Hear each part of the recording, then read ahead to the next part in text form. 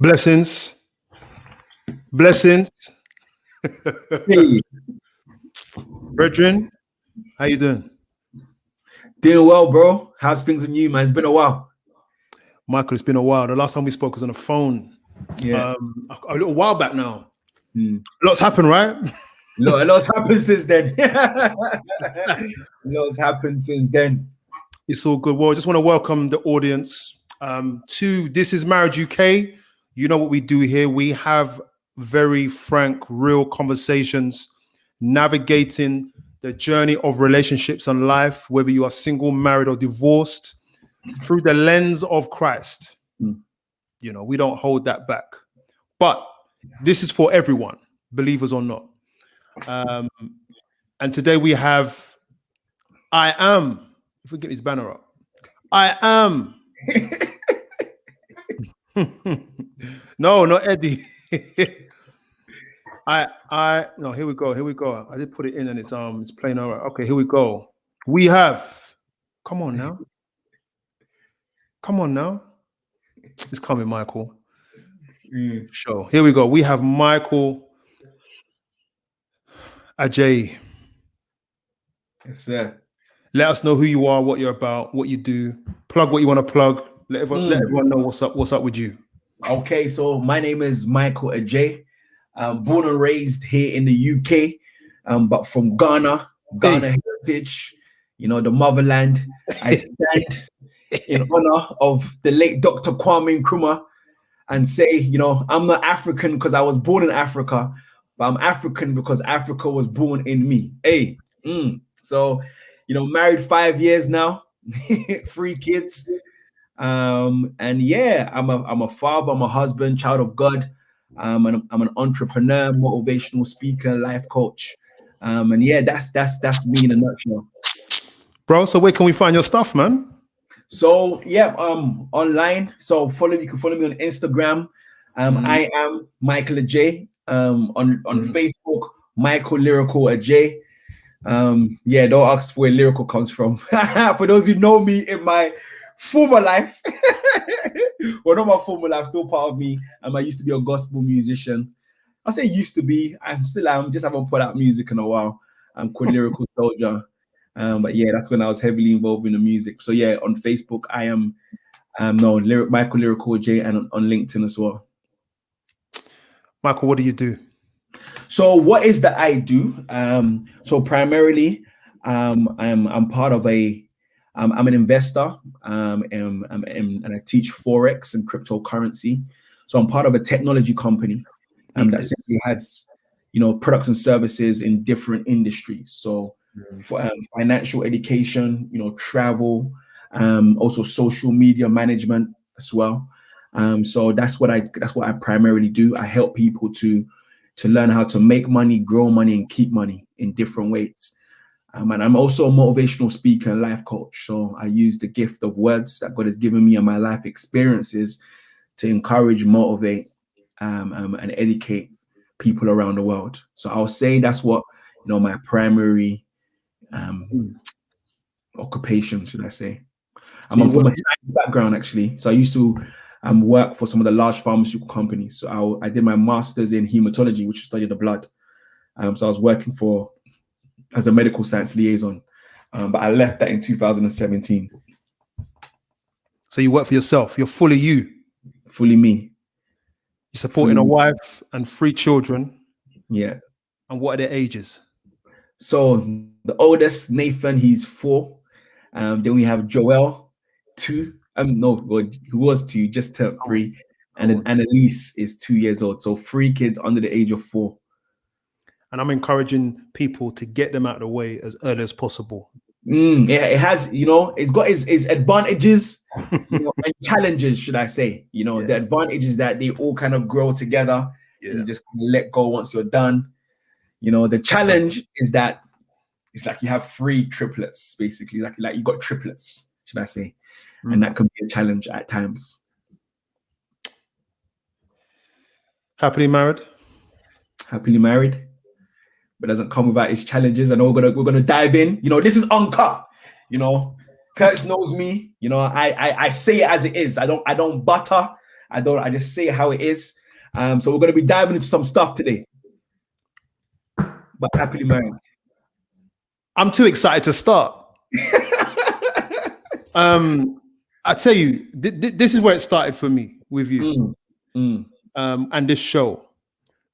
Guys, before we go any further, please hit the bell button, like, share, subscribe, visit I Am Michael Lyrical Agyei. It's down below. Do that. You're supporting people.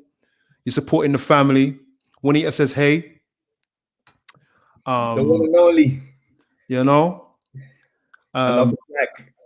The Ghana flag, man. Yeah. I've been there twice. Oh, amazing. Did you love it?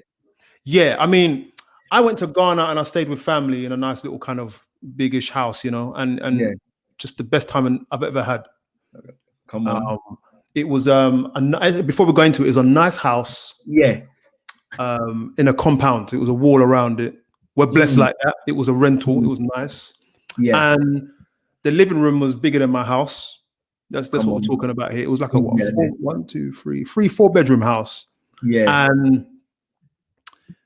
And you come out the gate and it's a village.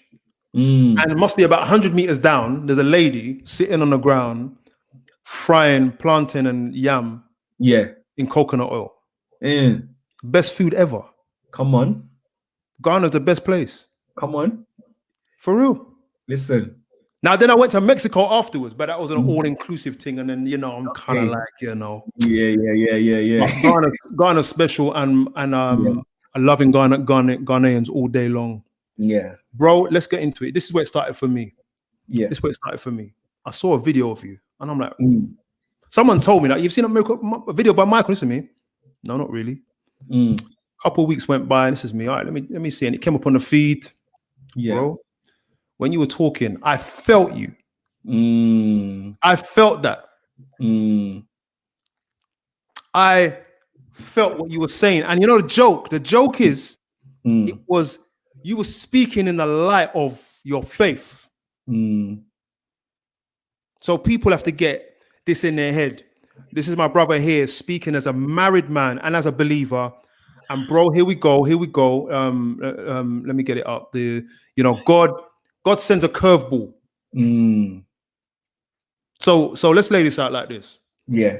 You're married 5 years. I thought it was longer, but hey, you're married 5 years. Yeah. You have your plans. You plan, so you left your full-time work and you've gone into work for yourself. That's you setting up your own curveball. Yeah.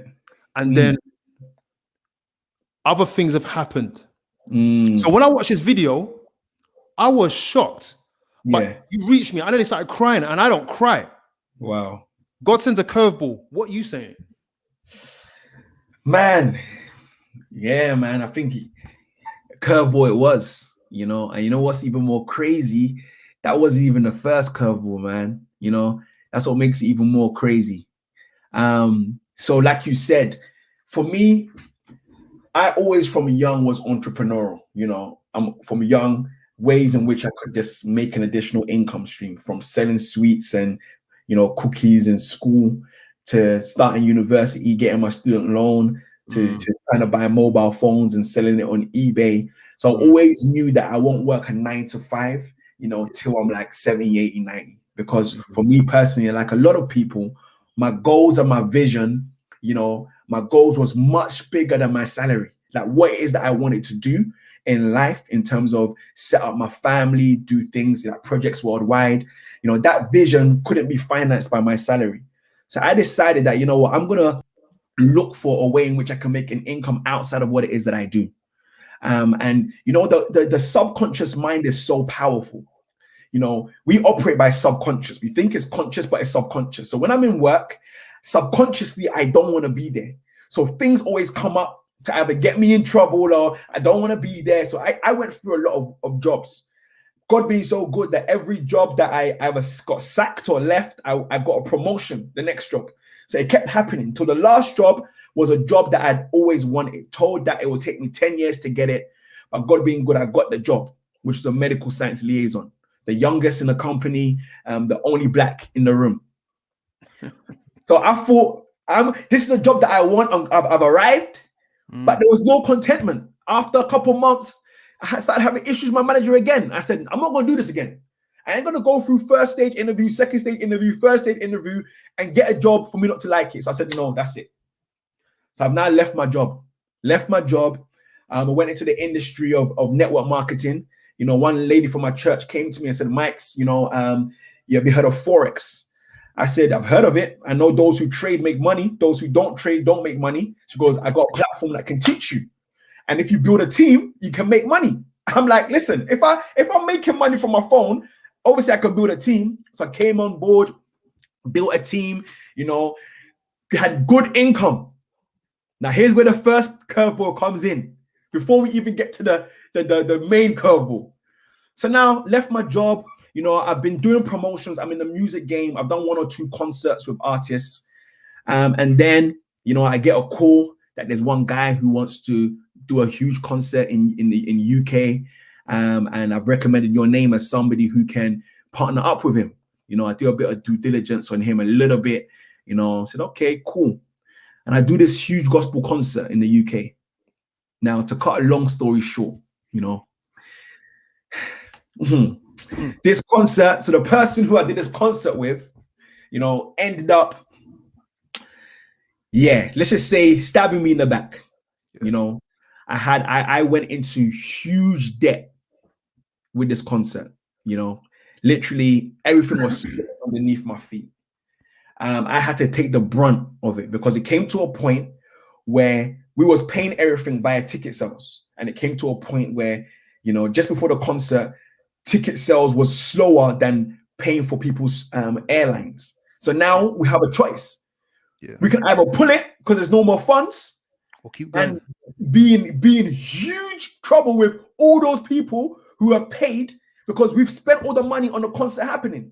So if we pull it right now, how are we going to refund nearly $250,000 of tickets? Where's that money coming from? Or try and find the money, which is another, you know, 150K to try and make it happen. Like, where am I finding that money from? This guy disappears, leaves me alone to make the decision by myself. The world of the weight on my shoulder. Enemy of number one. Like, is this concert going to happen? And I'm somebody who, you know, literally, to cut a long story short, everything that I have wiped clean, taking out loans, borrowing money left and right. Like, I've never been in that position before to go and ask someone else for money. Never. I'm always the one giving out. But I had to ask money, and, you know, and it was a terrible position. Cut a long story short, the concert happened, but my house is on the line now. The debt is like literally, all I can see is black.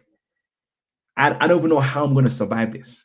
You know, and just to describe it, you know, half the mental population would have committed suicide at that point in time. And that's just talking about it lightly. You felt some pressure. Pressure is just, what did that feel like? I can't even describe it.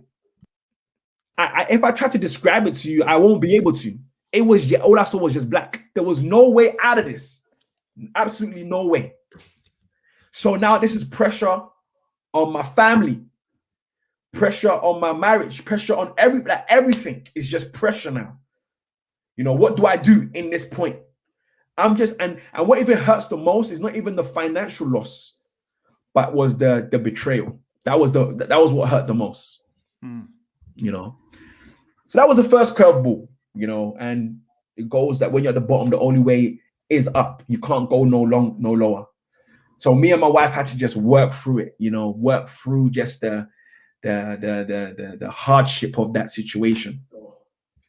You know, so it would have been go back to work, but again, work could not even recover anything of this debt.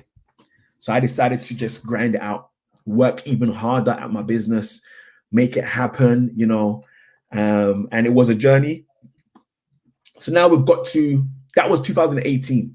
Yeah. So you can imagine the pressure and everything that's happening, but I'm just working through it, grinding through it.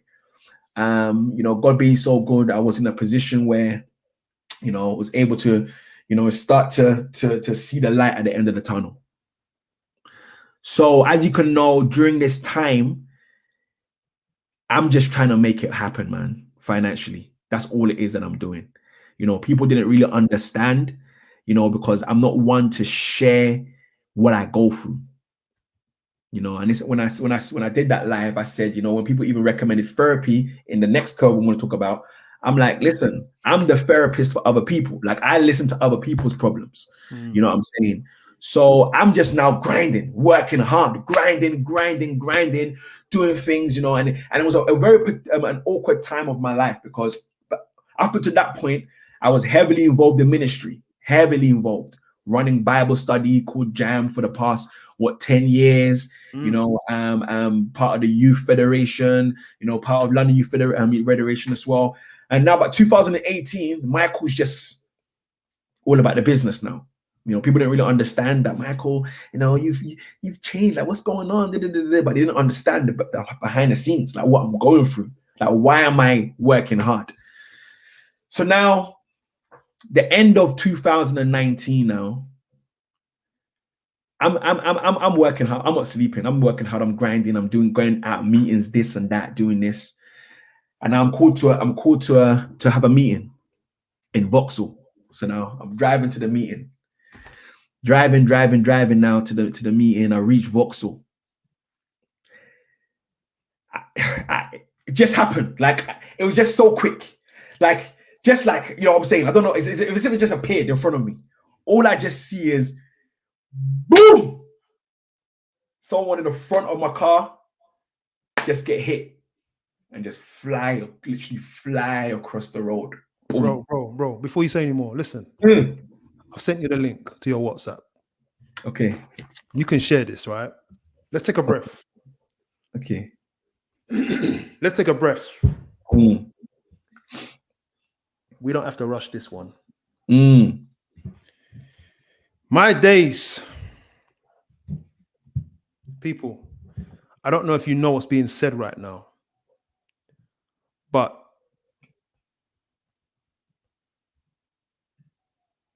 we're going to get there. We're going to get there.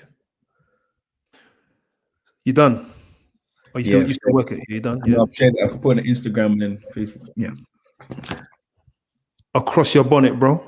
Go on. So now, literally, man, across my bonnet. Hey, I'm like, whew, what's going on? So, yeah, I'm just like, God, let this guy move. Car is political. I don't know what to think, and it's so crazy that it was all of a sudden, like, police was there in like 5 seconds, not knowing that there's like a police training course just there. So they come and said, oh, where's your phone? My phone had dropped. They've taken it, done all the tests. They've taken him to hospital. Then they come to me and say, oh, Michael, we're arresting you.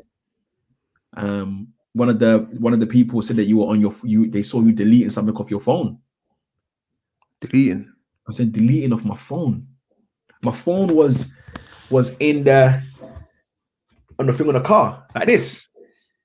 Then when the accident happened, it fell down. The police have come and I've given it to them. You know what I'm saying? So, like, how did that happen?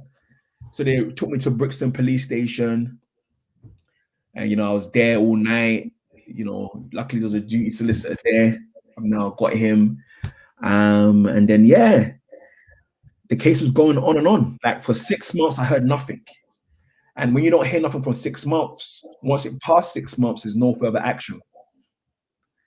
So the day of the 6 months, so the next day is no further action, I get a message that you're being charged with careless driving, causing serious injury. Now, that's not there's a serious charge, but it's not a serious charge. Like, careless driving gets dealt with at magistrate's court. And then it gets upgraded to dangerous driving causing serious injury. Now, these times they have my phone now. No evidence of me using my phone or deleting anything.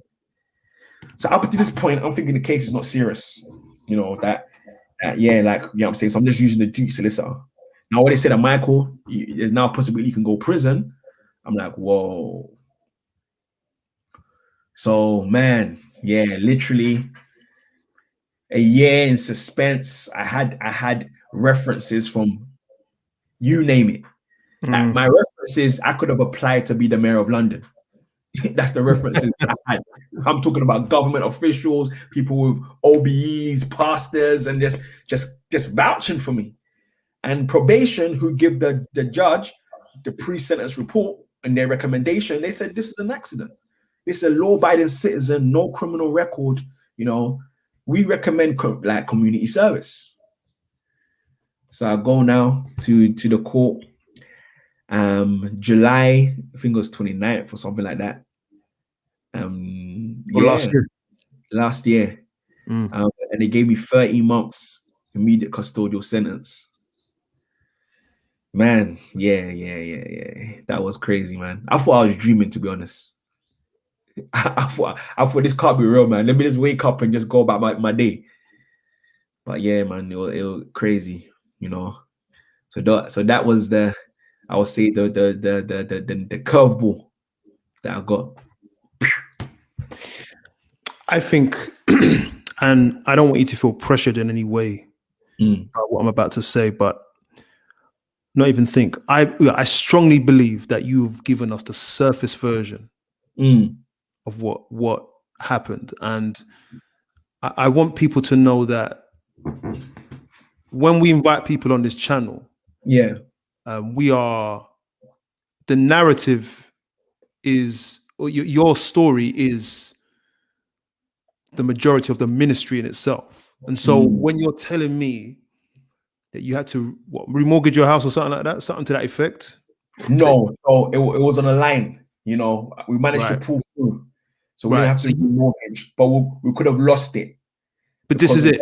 Yeah.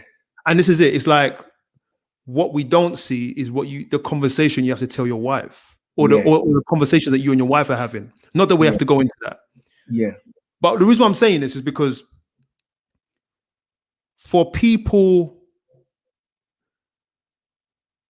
a lot of people have quit for less.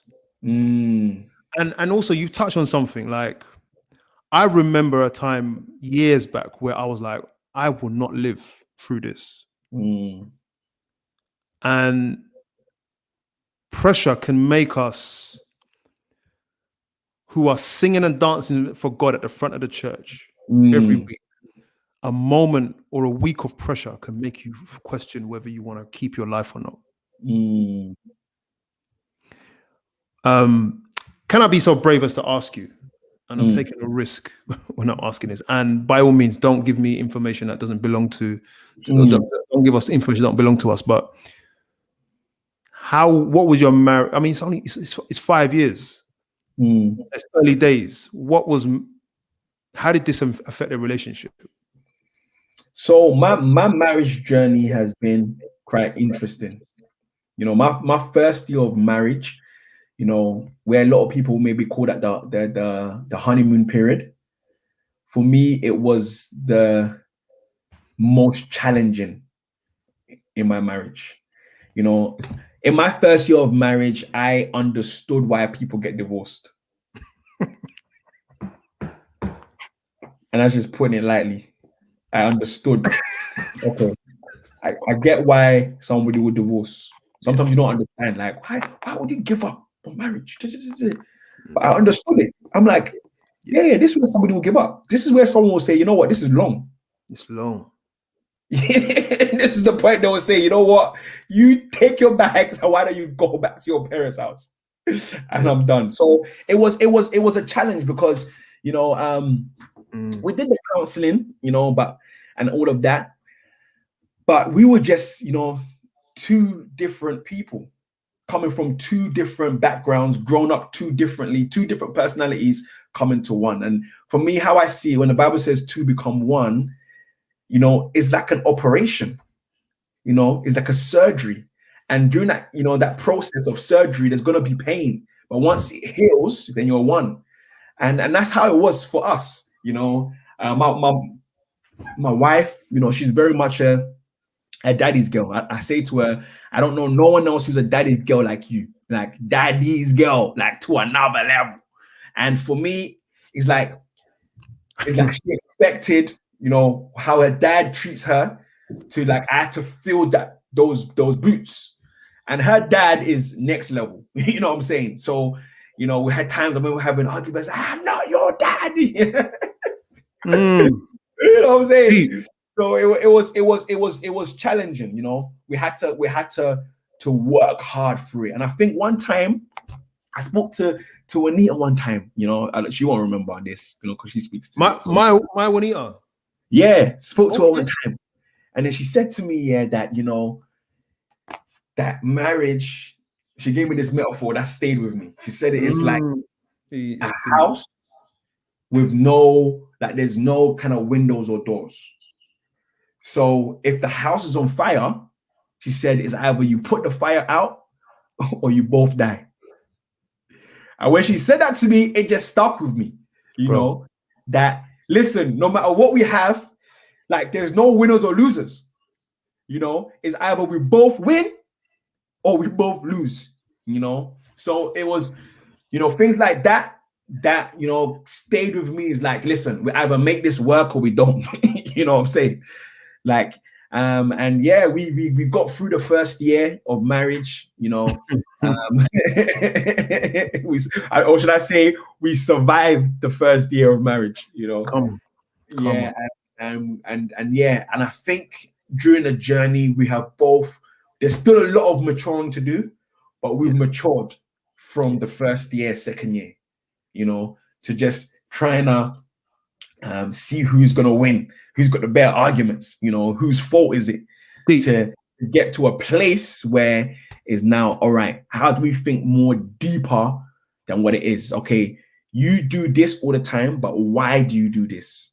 You know, what is it about your upbringing, your worldview that makes you do this? And, you know, I'll say, you know, it was just, so that was it. So the first year was tough, kind of went into the second year. And then I think the third year is where the curveball came in with the debt, you know, the huge debt. So, you know, that was a blow because we got goals and dreams. We've got our vision board of where it is that we want to go. Yeah. And then this is it. Yeah. So like we're thinking, wait, where does this fit in to where it is that we want to go? And even the bigger one that got my wife was after we survived that time, was like, okay, we've got through that. We're not through it, but we could have died, but we're still here. We're still together. We've got our house. We've got our family. And this time, our second born was just born. And then now, you know, and now, literally, we've now got to a place now where we're now on our feet, going towards our goals. Our vision board is much more clearer. You know, my wife's excited that finally we get to go to where it is that we're going. And then this happens. My wife's like, God, I don't get it. I don't understand. Like, I don't get it. Like, I don't understand. Like, what? Wasn't meant to be part of the story. We've survived this. And now this, I don't get it. I don't get where this fits in. Like, the narrative, you know, God, you've already taken me through one thing. What was that? What was that one thing? The concept with the debt, with a huge debt. So I've already gone through that. So this, you've now, like, bro, you know, bro, listen, you're being stripped away from your family. My daughter's now born. Like, bro, like 29th of July, we're standing in a circle. I'm wearing my suit. Me, my wife, my kids are in a circle holding hands. And we're just praying to God that, God, your will be done. You know, I'm leaving the house. My kids are crying, bro. My kids are crying, Daddy, where you going? Come on. You know, so even like I had to leave the house quick because tears was welling up in my eyes. And people know me, I don't cry, bro. But tears is welling up. So I had to leave quickly. And even the way I left, that was my wife could like you just left so abruptly, you know, and to get the 13 months and know that I ain't gonna see my kids for a while, you know, that was tough. And it was the way my wife reacted, you know, when they told her that I was inside. You might also have told her that I died. she literally just kind of just collapsed on the floor crying. The police might as well have come and said, we found the body of your husband. She was just devastated, absolutely devastated, uncontrollable, weeping, even just, it was crazy, man. And it was tough because she now had to step up. And my wife is just so strong because she now had to step up the role that I had, in terms of continuing the business and sort out the finances. What's so good is that, as we was getting towards the week, because up until this point, I was the one controlling the finances. I had, all control of finances. I knew about the bills. That's just something that Michael controls. But up until the week, I just started putting things into, like, showing my wife into her name, and let's put your name on this bill, and not as if I knew I was going in, but just a natural, natural thing to do. And luckily that we did do that, because at least that now set her up. And it's crazy that I remember it was like a finance program that says that, in a lot of relationships, it's always one person that heads the finances and stuff. But they said, always like let both people know what is going on. So, because you don't know what could happen, like whether one person, God forbid, dies before you, or what happened to me, so they always let your wife, if it's you, the man who controls the finances, let the wife know, this is happening here. Let her be familiar with everything, and that's advice I'll give to everyone who kind of married, just if they don't do that already. So that was good, but it was a real tester, because for me, I'd been stripped away from everything. And yeah, man, it was just, it was crazy. Let me ask you a question. And this is a very important question that you addressed the answer to in your video on your Instagram page, right? On your Instagram, IGTV Live, whatever it is there. Yeah. And this is a question that I'm asking you. I've got my beliefs on it. Yeah. I want you to answer it from your perspective. God's will be done. What does that mean to you? My experience taught me, like, you need to be careful. You need to understand some prayers that you pray. Brother. You can't pray certain prayers, because when you say God's will be done, what you're saying is that, because when God's will is being done, he's not thinking about your immediate gratification. Okay. He has an eternal viewpoint on the situation. What means he has a much farther and further understanding of what's happening right now. He has an eternal view that I may necessarily not have that eternal view on the situation. So when I say God's will be done, that's a serious prayer, because that cost Christ his life. He said, I don't want to do this. Take it, let this cup pass, but not my will, but your will be done. And that ended up on a cross for hours, So what that said to me is that, whoa, God, your will be done means that maybe a life may be taken, much quicker than we expected it. Maybe we want this person to be there forever. But God, your will be done means I'm going to take you right now. God's will could be done. Maybe, I expect to be free, but my freedom may be taken from me right now, because maybe God has a purpose in this tragedy. You know what I'm saying? So God's will be done is deep, man. It's deep.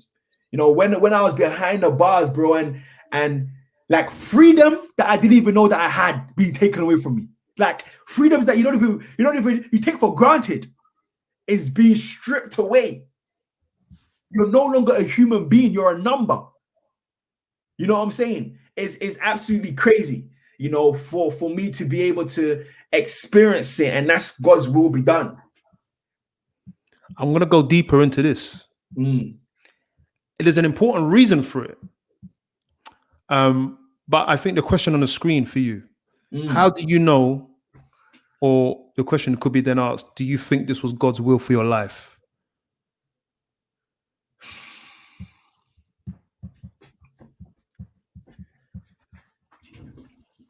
It's a hard one, you know, and that's because, you know, sometimes, you know, once you go through a situation, it's clearer, but I'm still going through it. Come on. You know, I'm still going through it, you know, for me to be able to, I'm still working it out. I want to believe with every fiber in my bone that it was God's will, because it has to work for my good. It has to. Has any of it worked for your good? Like I said, I'm still working it out. I haven't reached to that point where I can say it's worked for my good, because I'm still in this. I'm still in the fire. You know, I'm still in the fire. The reality is the Michael that walked into jail that day wasn't the Michael that came out. Totally different. Who came out? That's what I'm working out. I'm working out, like, who am I right now? What is my purpose right now? Like, I have an idea based on, you know, when I read the story of Joseph, and I read the story of the three Hebrew boys, when I read the story of Job. But for me, obviously, we've read the end of Job's story. You know, I would say that I'm at the place where Joseph has just been called out of jail. You know, like, Joseph has just been called out. He hasn't been given Prince of Egypt yet. He's just been called out. So at that point, he's still working out. Like, what was the jail about?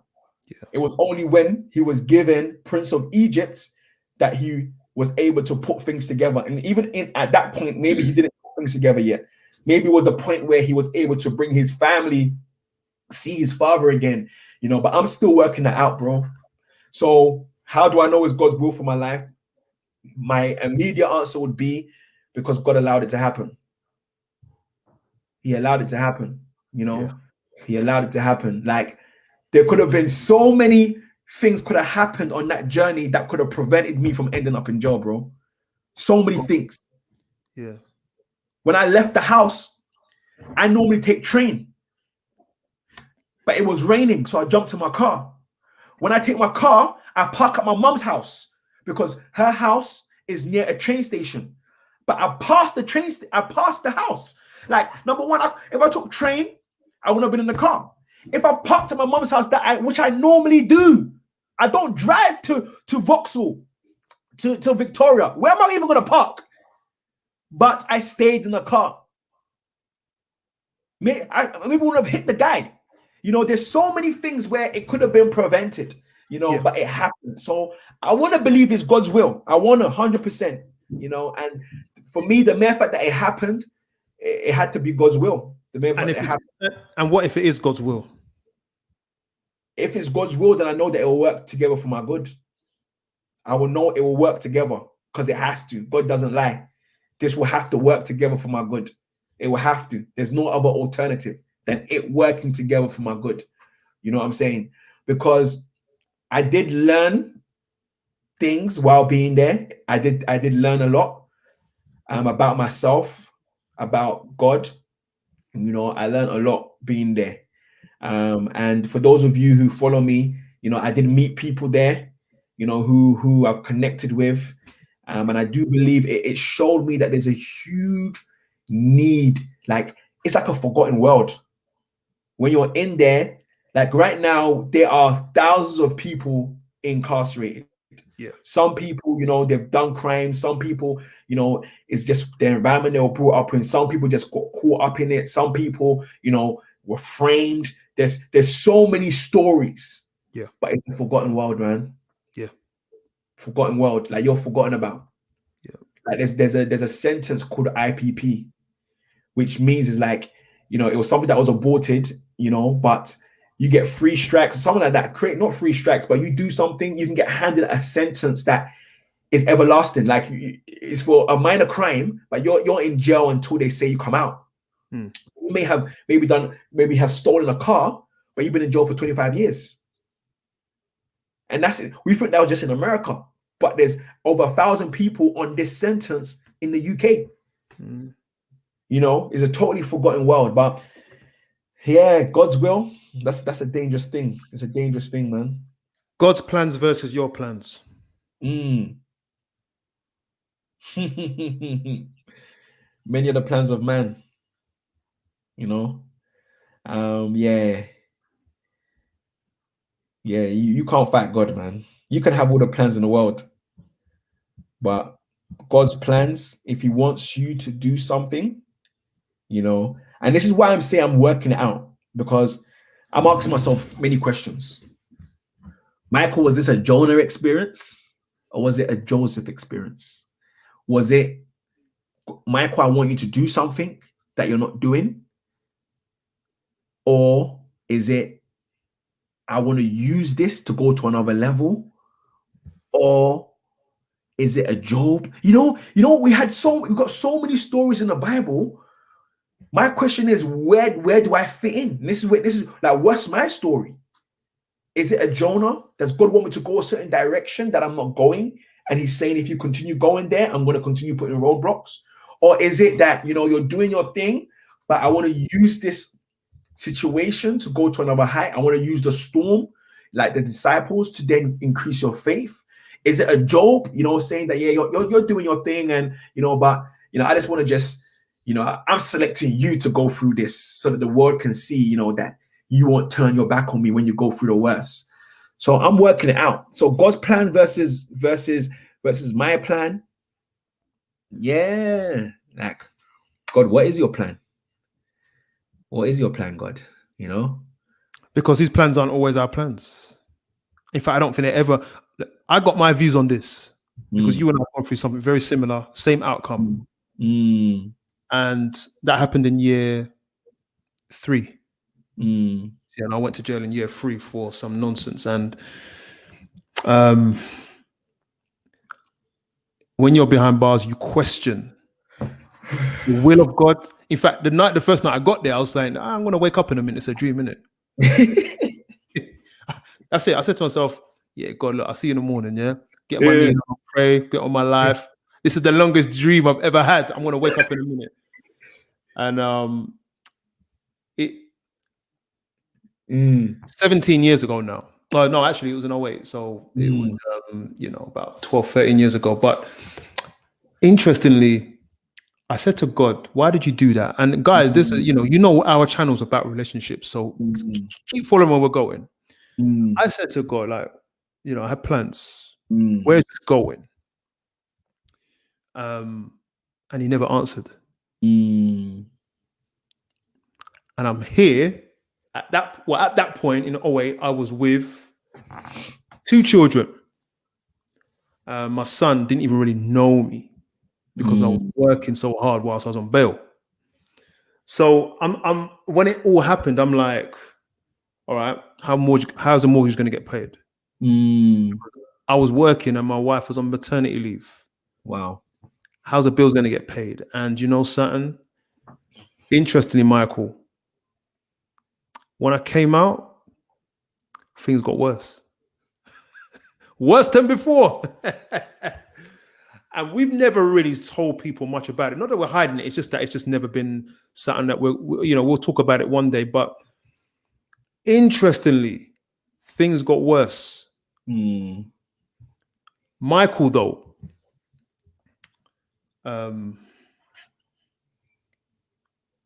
I do believe that God has given us that experience to make us stronger. And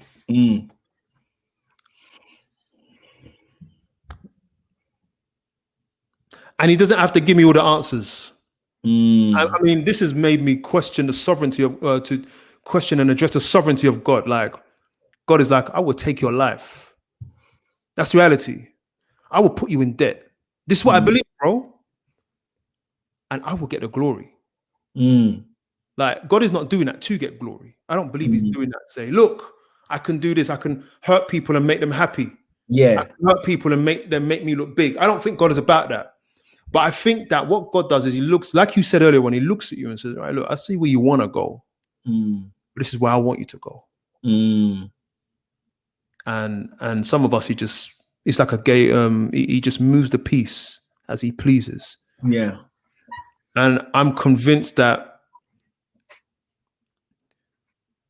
my plans are always off course.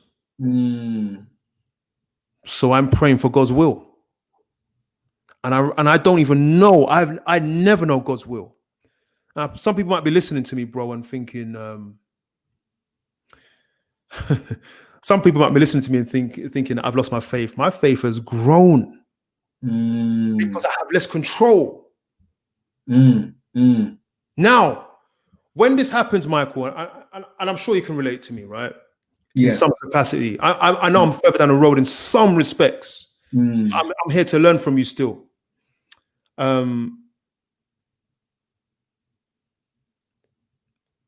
God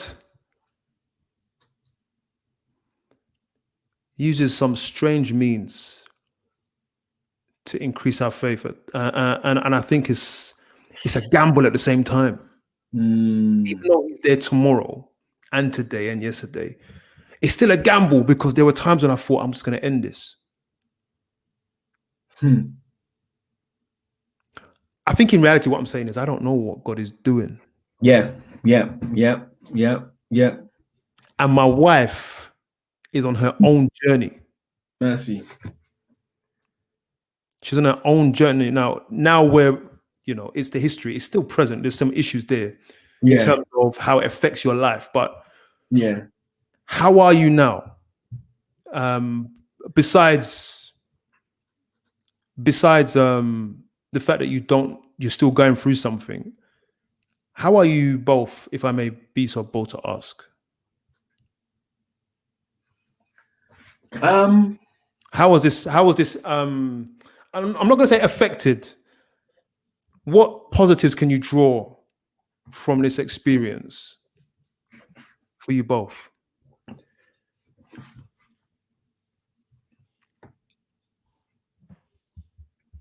The power and the strength of a wife and a mother.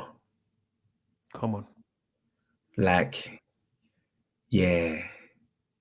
I've always said it that a mother has a superpower,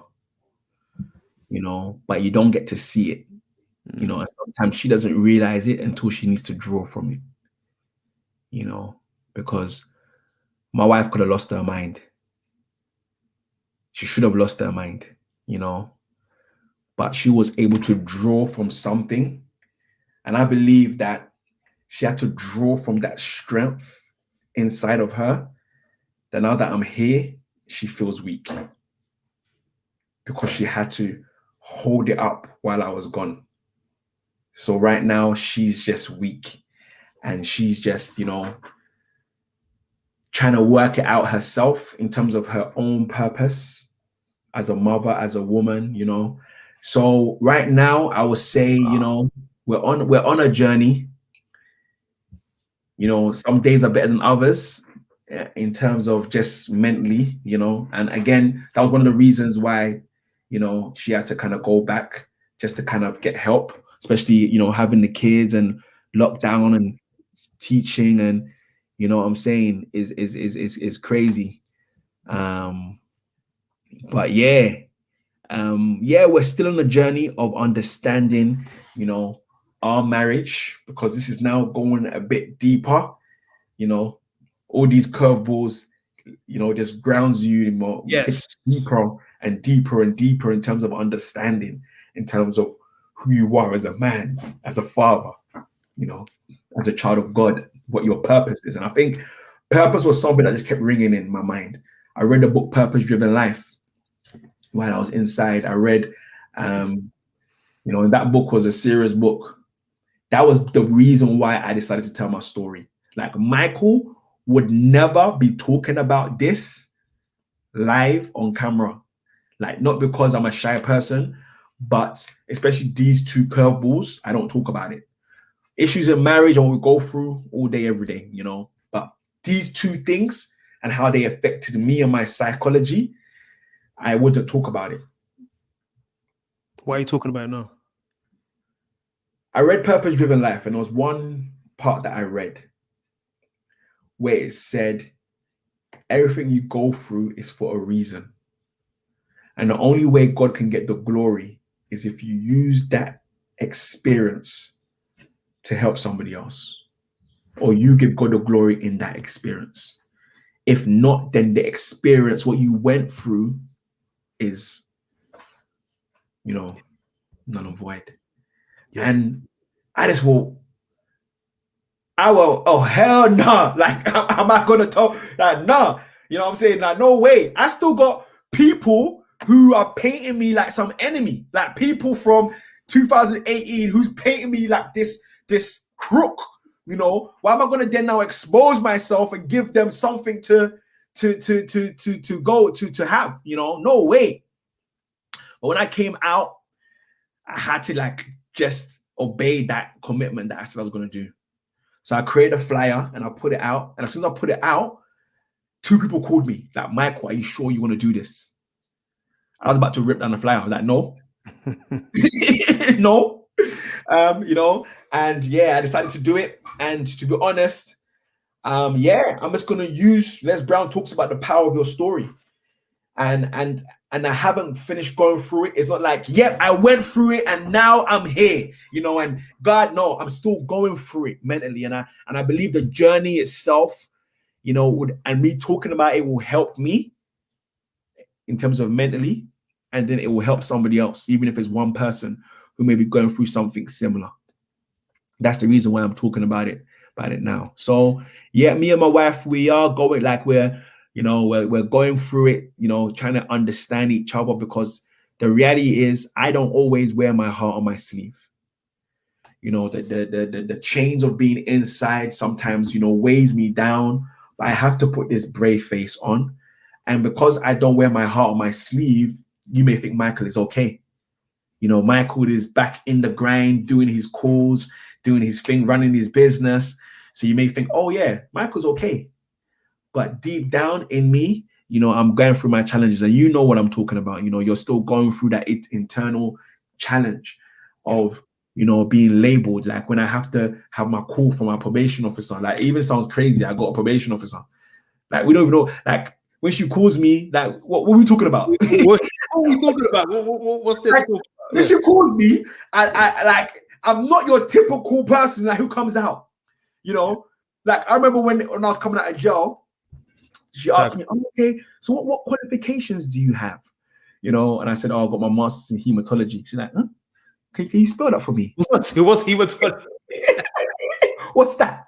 And she's like, oh, so who are you going to be staying with when you go out? I'm like, my house. She's like, oh, you know what I'm saying? Like the probation officer came to my house because she wanted to check where I live. And it's got like the Agyei residence on my door. So she's looking at, thinking, wait, is this guy? Like, who is he? You know what I'm saying? Like, I don't fit your typical mold. Like, you're asking me questions like, oh, like, what do you think about retaliation? Like, how do you control your, like, this? They have to tick them boxes, man. It's like, I'm just thinking, like, and when I first started it, I was very angry. Angry. Yeah. And I had to be careful because people told me, listen, this lady has the power to recall you back to jail. She just needs to click her fingers and you're back in. And they were telling me stories. So I had to just hold the anger inside of me to while out on this lady, because she was just, again, painting me like a number, talking to me anyhow. So I had to just learn to hold that in, and so, and that's what I mean by I'm still going through things, but I'm just trying to trust God in the process. I know it's a refining process. God is refining me, and he would surely let me know, why. Well, like you said, he's sovereign. He doesn't even have to let me know why. He could just said, you went through it and that's it. Bro, I never told you why. Let me tell you something, right? If God did it, this is what made my faith. This is what purified my faith in God. Number one, I ain't gonna do evolution. I'm not doing Islam. I'm not doing no other religion. Christianity is my thing. Not because it's not because I don't know anything else. I chose it. Yeah. Well, when I was on the ropes, And God, this did not make sense. Yeah. He did not make sense. I was Yeah. still only left with Christ. Mm. So here I am, right? I'm doing Christianity. Yeah. Now I'm in Christianity. I have to make sense of it now, Mike. Mm. Because right now, God, you're not talking to me. I don't really want to read your Bible. Prayer, I need to know what that is now. Yeah. Yeah. How am I going to pray now? What am I going to say? What am I going to say to Mm. you? Am I going to claim some promises? You know, all these Mm. things come up in my head. Mm. And what it did was a lot of the cultural stuff that you might have heard in a sermon, from a book you might have read, stripped away. I'm down. You know what? The only thing I was left with when it comes to my faith, the only thing I was left with was Jesus Christ. Mm. And what does that mean? That means nothing else made sense. Nothing made sense. Not even going to church made sense. Mm. With that, Mm. the Holy Spirit, I believe, has been showing me Yeah. whilst he's stripping me back, because it's a painful process, bro. You understand? The chiseling away at man. He's been stripping me back. And like I said to you, when I came out, things got worse. And then, Mike, they got worse. And then after that, they got worse. And so I'm like, I'm still left with you, Christ. What are you saying? And it's almost like God is like saying, it's none of your business. Mm. But you've got nowhere else to go. I want to take my hat off to Juanita. And I come to your wife in a moment. I want to take my hat off to Juanita because you said it earlier on. They found a strength that they didn't even know they had themselves. And it disorientates the marriage. And this is where we're going with this, right? It disorientates the relationship. We didn't expect it, hence the curveball, the spanner, or God's will versus yours. Like, I take my hat off to my wife because she was in her own thing. She was in her own world and her own experience. And she had to make sense of it. And we had to look after children. And we had to do God by herself. And we had to have a relationship. We didn't have anywhere else to go. And I honestly don't think at that time, for the first few years, I didn't have a friend that I could talk to. Man. Apart from my boy. I didn't have a friend I could talk to. And I'm asking you this question. Who is your wife to you? But let it sit, boy. Let it sit. Who is your wife? That's a question. That's a question. My wife to me, is, subject to her own belief, is a very strong person. She's selfless. On her journey, herself, but she's just a caring person, someone who's a friend, the backbone of the relationship and the family. I could remember reading Proverbs 31, and people always use that in bars, isn't it? Like, I got Proverbs 31, but as I was reading it over and over again, line after line, I could just see, where my wife fits in, as someone who's, the manager of the home, someone who's, driven by family, driven by, purpose, so that's what I've experienced there. I know she'll become more things to me and more things in herself as we continue to mature in the marriage and in the journey. But she's someone who, is, child of God, someone who's on her own journey herself. And, Strength. That's the only word I can just give. Just strength and love. Strength and love. Strength and love. And yeah, it'll be good for her to even speak with Juanita, man, just to guess, just draw from her, man, because when Juanita speaks, man, you have to get a notepad and pen, man. Yeah, man. But yeah, it's been the curveballs has been the question. The question is like this is the thing though. What's scary? Come on. You're like, okay, that was a mad curveball. But does that mean there's gonna be no more curveballs? You know what I'm saying? Like I thought 2018 was the curveball, and then 2020 came. Bro, no joke. No joke. Because you know it's funny because when this frustrates me when people, don't get me wrong, have plans and have dreams and aspirations. We don't even know how fragile we are, right? This is real. We have our plan. I want a man like this. I want a woman like this. I tell you, most of that list is irrelevant right now. Most of that list is irrelevant. A lot of the stuff that we have on the list of what I want, a lot of the stuff that we might be bickering about is not helping right now because this could happen to anybody. Yeah. It don't have to be what we went through, but it has to be mad like that. Yeah.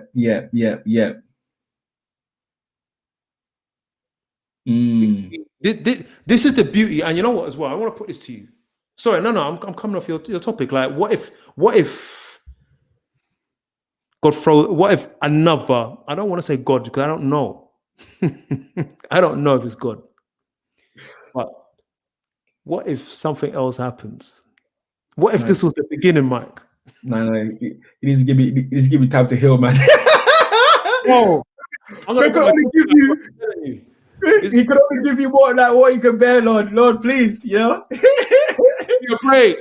This is why you just pray that hard prayer, Lord. Take the cup. Forget your will. Just take the cup. But man, listen, like it's one of those ones where you can reach a point where it's like, you know what? Sometimes God needs to take you to that breaking point, bro, when you can live without what you're asking for. That's deep what you just said. If you look at the story of Hannah was crying, literally begging God for a child. Begging God, looking at her, her husband's next wife having a kid, laughing at her, and she was crying for a child. The day she got a child is when she says, God, I'm going to give him to you. When she showed that she could live without what she was asking for, that's the day she had the child. And after she gave him to God, the Bible said she had many more. So God takes you up to that point where he just wants to see that, when I take you to that breaking edge, where just that breaking point where you think you're going to die. And God just says, like Abraham, stop. Don't kill the boy. Just at that point where, stop at that breaking point. And yeah, man, when I got that, when I sat in the jail and I just sat there, I thought, 2018 was my breaking point. Like anything would have happened there, bro. Like when I told you I saw black. I'm a guy who has huge goals and aspirations. I said I left my job because of my vision. I didn't see myself coming out of that situation. I didn't know how. Like what? So if the next curveball was to come now, God. Eddie just asked you a question, innit? What if the next curveball is to bless you beyond what you're asking, boy? Yeah. Yeah. But you know what the situation is? The situation is this, and in response to Eddie,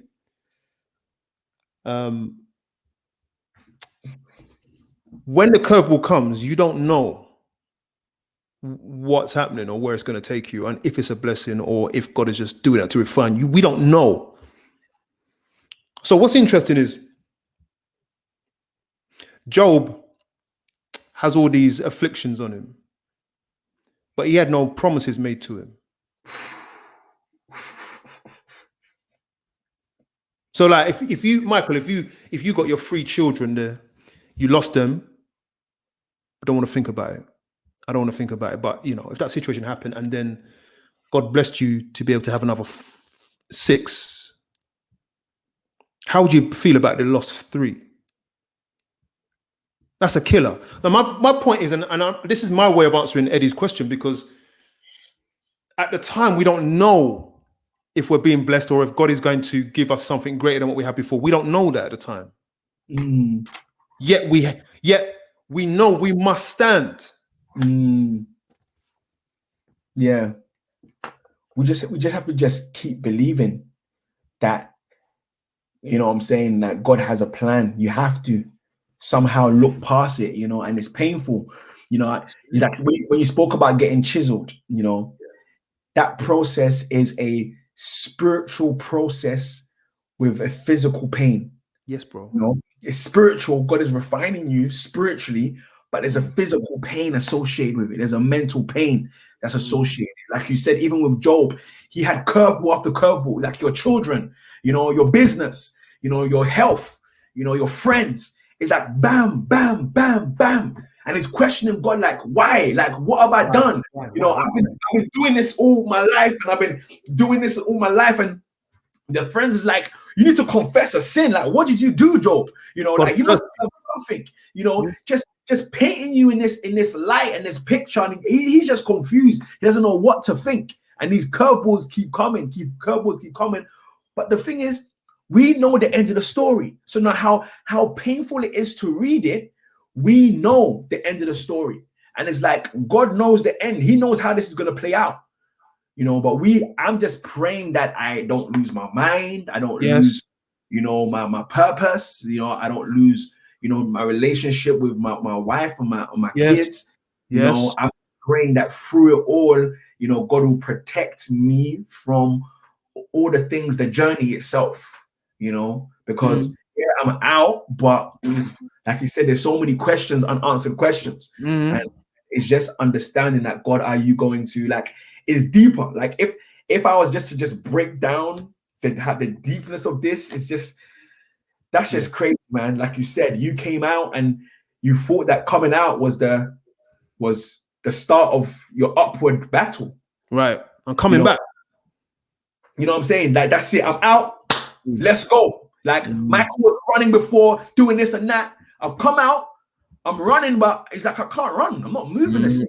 I don't feel the same. My mind is just like, I'm feeling the heat. Yeah. Like my head is hot. Yeah. I'm thinking. Like, I thought thinking is just a mental exercise. Like, how's it now? Why is it transferring to heat on my head? You know what I'm saying? And it's just crazy. People say, oh, Mike's do therapy. Yeah, and I'm like, run that, man. But then I got to a chance where I couldn't run that no more, man. I had to do something. And therapy has been a blessing, but it's been uncomfortable. Why? Because I don't talk about myself like that. Like, I don't talk like, you know what I'm saying? Like, I don't talk about my childhood. I don't talk about what I go through. I don't talk about my struggles, but I'm learning a lot. And I've been taught to sit in my uncomfortability, because even kind of going back to the marriage thing, my wife is very an affectionate person. She loves word of affirmation. She likes to be affirmed. She likes that, all I love you. But, for me, let me not start that mad here, but it's not really, that's not really, you know what I'm saying? That's not, I say it's not natural for me. It's that expression of love in that way is not natural. Something that my wife doesn't want, but she needs. And I have to, like it was described to me, sit in my uncomfortability. the only way to do something you're not comfortable with is just to do it and learn how to make myself more vulnerable, you know. And I think maybe that's one reason why I'm talking about this to the world, is like I'm making myself more vulnerable to others, you know, and hopefully I can make myself vulnerable, because it's crazy the way I talk about my feelings and what I go through to my therapist. I don't talk to my wife like that, you know, and that's me being transparent. And the reason why I don't talk to my wife like that in terms of what I'm going through is that to her, I need to be strong. I need to be, this is me. I need to be strong for her because she finds strength in me. But maybe, you know, I've got it wrong. Maybe the strength of her will come in my vulnerability. But that's something that I'm working on, man. You know something? I mean, you've gone deeper than I would have normally let people go. Mm. I'm taking a risk, and that's on my side of the fence. Mm. You're talking about yourself in such a vulnerable way. Men need to hear what you just said. And as much as I trust you that you're saying what you're happy to say, moving on from that, I want you to know that I love that you put it out there, because you will be saving someone. Whilst I got your back and I don't want you to say what you don't need to say, but what you're saying is just saving people. Because I'm one of those people as well that wouldn't have said how I felt until hell broke loose, and the only way to survive was to say what I felt. Become a lot softer. I still got a lot of work to do. My wife needs those words of affirmation, and I have to work on that because I'm a guy. I will just keep it in. But as I get older, and as God has blazed some flames on me, a lot of nonsense is drifting away, and I don't care what people think now. I'm just like, this is me. And that vulnerability that you're displaying now in front of the camera is life-saving. Not forget us now. This is about you. It will save your life. I'm convinced, man. Listen, one thing we've been missing in the church is men talking like this. I never saw it.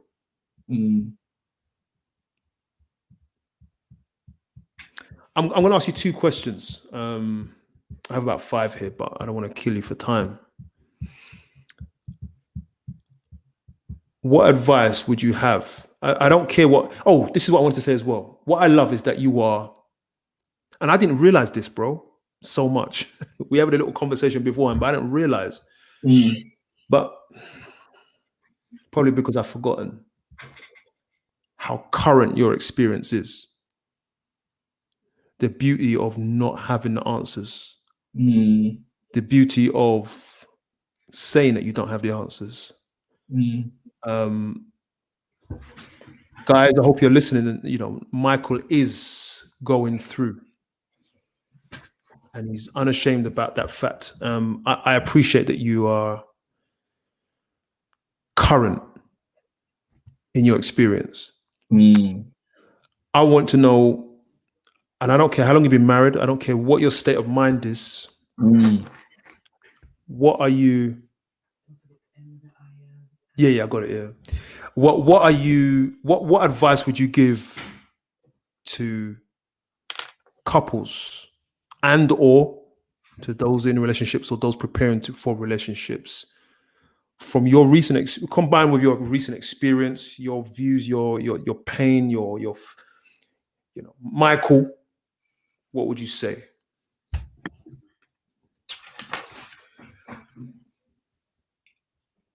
The advice I would give to people, or if I was to recommend 2 books that every person who wants to get married and has married should read. Go on. The first book, Love and Respect, by Dr. Emerson Eggerichs. Show us his the author's name on the screen. Yeah, Emerson Eggerichs. Yeah, this book right here, insane. It's the love she most desires and the respects he desperately needs. Women want respect. What should I say? They need women want love, need love. Men want respect. And how we get that so wrong. This book was an eye opener. I need to read. I read it when I was inside. I need to read it again at least another 10 times. So what advice would I give? Book number 1. Second book that I would read, I recommend, is The Act of Marriage. Who wrote that book? Act of Marriage. Hey! When we talk about the issue of sex in a relationship, no Christian book has gone deep like this book. I'm just Googling it now to just see who wrote it. Yeah, there is. It's by Tim LaHaye and his wife. So Tim and Beverly LaHaye. Those are the 2 books I recommend, you know. So the advice I'll simply give is you don't know what you don't know. You don't know what you don't know. You know, experience, you know, isn't the only best teacher. You know, you want to be able to learn from others, you know, and yeah, just learn from others and be willing to sit in your uncomfortability. You know, sit in your uncomfortability of your weaknesses, you know, address them, understand them, and just draw strength from them. Don't conclude them. You know, don't say that is how I am, so that is how I am. You know, say that is how I am, like that is what I am, but I'm willing to learn and I'm going to try and grow. And then on both sides, they have to understand that it's a journey, you know. So my wife needs to understand that it's a journey for me, that maybe in deep inside of me, I'm crying to be affectionate, but the reality is it's not coming out the way I want it, you know.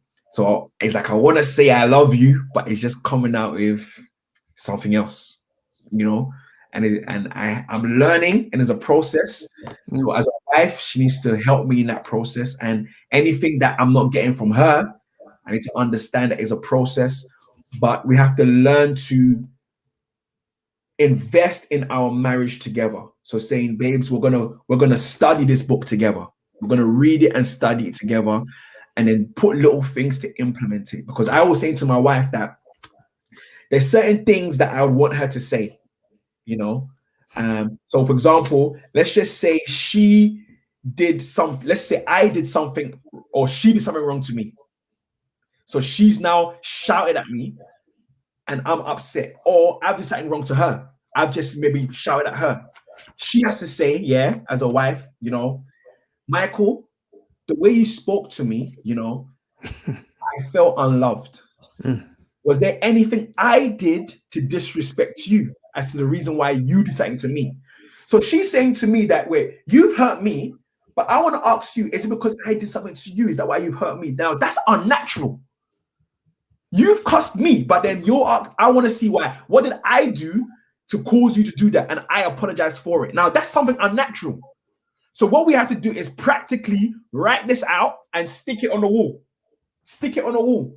So just to remind us that, okay, this moment to ask the question is unnatural, but we sit in that uncomfortability till it becomes comfortable, till that rolls off our tongue. At first, it's going to seem odd. So that's my first advice. That's my only advice, I should say, actually. So Act of Marriage and Love and Respect.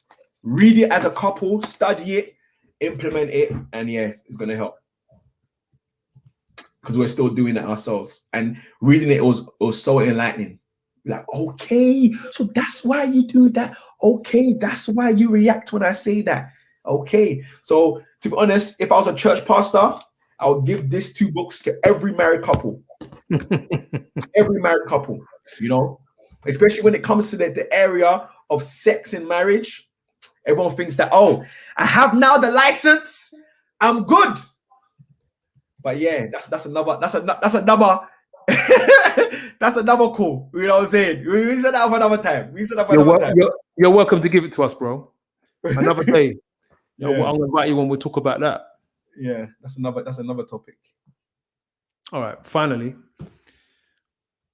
I have some statements I want you to finish for me from your perspective. Yeah. I am.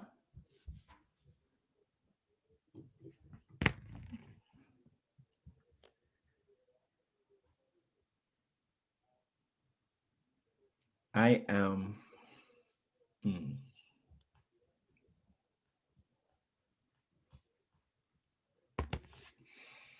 There's 3 more. You don't have to answer. You still there, Mike? Yeah, I'm here. You still there? Oh, you're still there. Yeah. You can skip it. We can go to the next one. Yeah, let's come back to that one.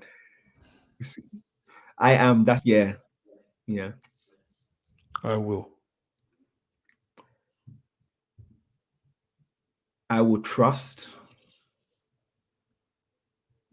that all things will work together for my good.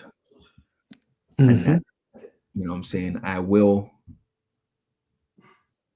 lean in his everlasting arms, just trust in him. And, I can't hold myself up. So I would just trust that God will take me through this, and that it will all make sense.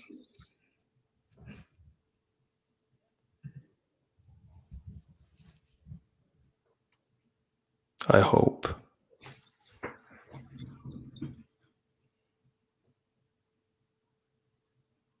I hope that I just make God proud. I make God proud as his child. I make him proud as a husband, as a father. I just make him proud, that throughout everything that I go through, that's my hope. It's funny, Eddie gave that same answer last night. Oh, serious? Exactly. That's my mentor, man. You know what I'm saying? That's my mentor. That's my. Yeah. I should get you both on one day. Hey. For real. I have.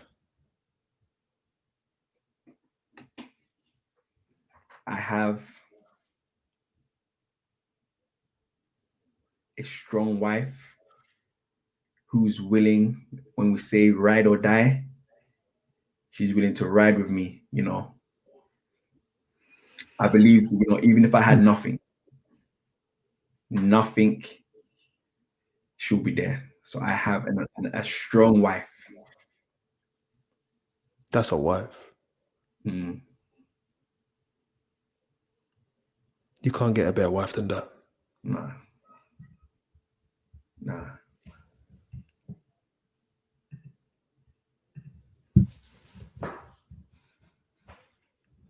I am.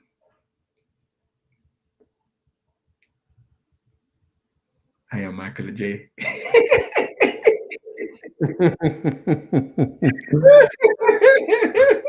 Bro, listen, man.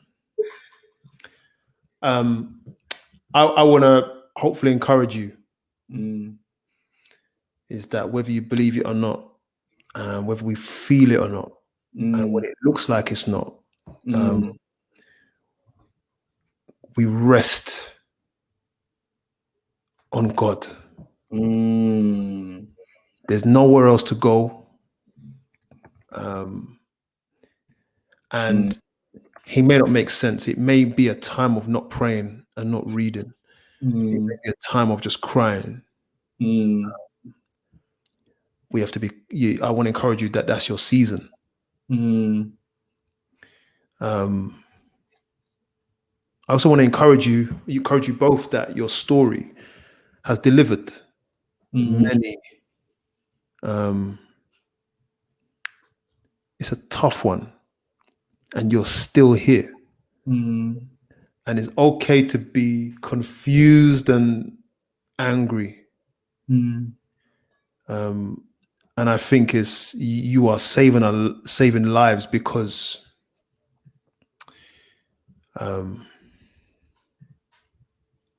you're honest. Mm. You're not putting on a front. Mm. So if that is any encouragement,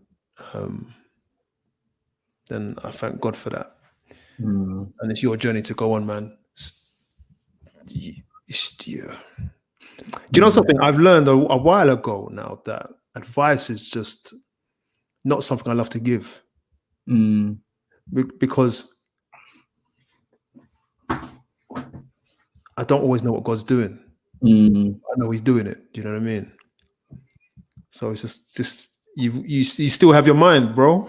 You still have it, and Yeah. that's a powerful sign in itself. I thank you for coming on, and it's been so profound. You know, you hear me with my quiet voice and that, and I'm reflecting on what you're saying. Mm. I want to thank you, and you know something. We'll talk business after. Mm. We'll talk business after it. Behind the curtain, people. Yeah. Behind the curtains. But I just Yeah, want to thank yeah. Go ahead. you, thank you and Juanita for just your consistency with your ministry. It's just been a blessing, just to see you both, and what it is that you do, because marriage is not easy. But you guys have stepped out there in a space to be able to provide a platform like this on your Instagram page to be able to bless so many people, and yeah, we're going to take it to another level. So we'll talk.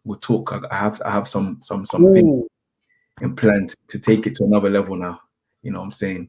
But I thank you so much for what it is that you guys have done, investing your time, your money, your efforts to be able to provide this platform and allow God to use you. Because whereas I've come on here to bless others, this is therapy, man.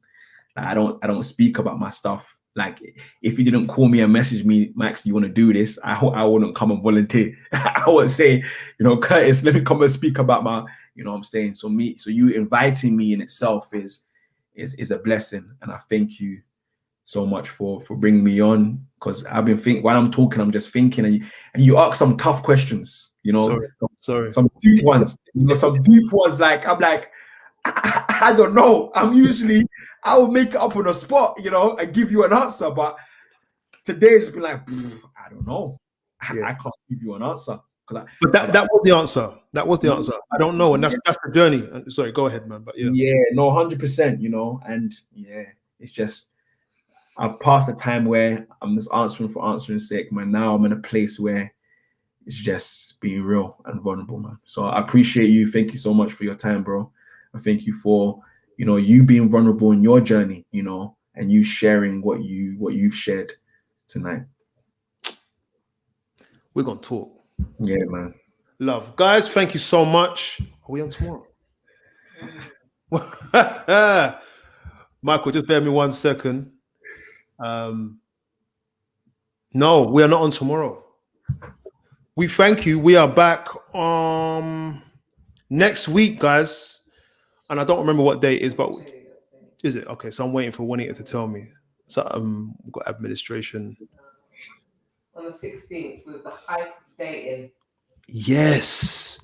And then the 18th with a word of encouragement from our resident psychotherapist, Salome. Can you hear that? Did you hear that? No, just So we got let me just show them on the thing. So we got this now. Where are we? We're on oh gosh, all on. Let's hit there. So look, we got the hype of dating next week. Wow.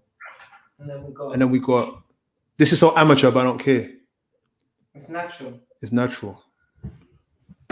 What's this now? And then we got this lady, a word of encouragement, Q&A. Hey, wow. You know Salone, innit? Do you know Salone? Yeah. Yeah. Sister, no? Yeah. Yeah. She's a therapist, a psychotherapist. And we're just gonna deal with some stuff, man. Because marriage is real. People, God bless you. See you next week at 7:30 Tuesday, the 7:30, Tuesday the 16th at 7:30. Look out for the publications. Stay close to our Instagram. Stay close to Michael's Instagram. He can show you a few things. This guy's been killing it for a while. For those of you who are just sitting there with money in your pocket, that's probably the worst place it could be right now, Michael. Worst place, man. People got money for a rainy day, right? Leaving your money in the bank, you know, you're depreciating your money. It's a depreciating asset. Are you telling me that you can help me increase Let's go. what I have in my pocket? Money is a seed. It needs to be planted in order for it to reap a harvest. Like money needs to move. That's why it's called currency. You know, just know where to move it. That's it. If you would have invested $1,000 in Bitcoin 10 years ago, you would have been worth 240 million. Let's just say that. All right. Michael, I'm going to talk to you behind the curtain, bro. Let's talk. God bless everyone. We'll see you soon.